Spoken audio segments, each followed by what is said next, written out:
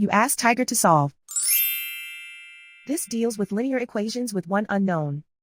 The final result is k equals -1. Let's solve it step by step. Simplify the expression. Group like terms. Simplify the arithmetic. Group all constants on the right side of the equation. Subtract 2 from both sides. Simplify the arithmetic.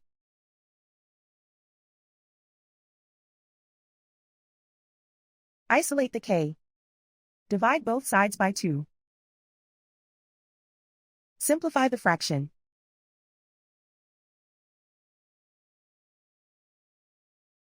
And so the final result is k equals -1.